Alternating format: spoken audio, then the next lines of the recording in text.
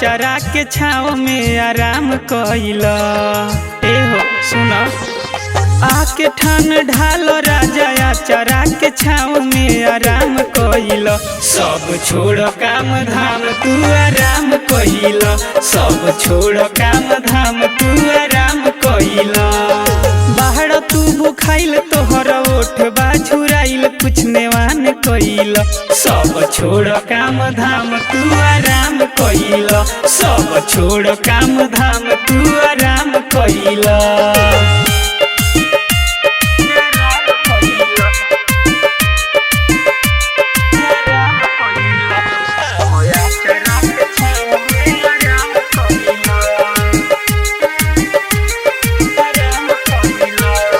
चैत के घाम राजा होला बिजोड़ हो। लगी जाइलू हो देह बाटे कमजोर हो। सुना चैत के घाम राजा होला बिजोड़ हो। लग जाइलू हो देह बाटे कमजोर हो।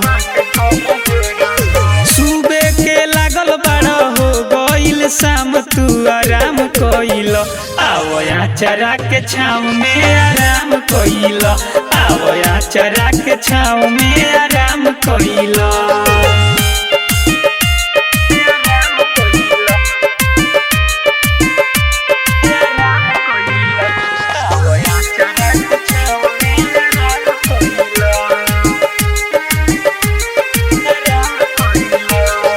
एक दिन में काम राजा नाही हो रहाई। आज जौन बाकी लागी काले हो जाई। एहो सुना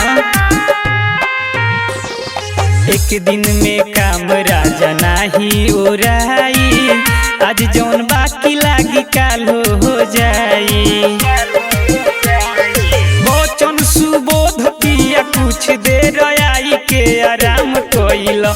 आवया चरा के छाँव में आराम कइला। आवया चरा के छाँव में आराम कइला।